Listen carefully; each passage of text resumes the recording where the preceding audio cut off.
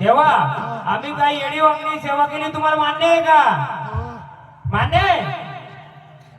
मग तुमच्या सोबतील अजून कोणी आलेत का? बोलवायचं का त्यांना? नाथांना बोलवायचे असतील त्यांना.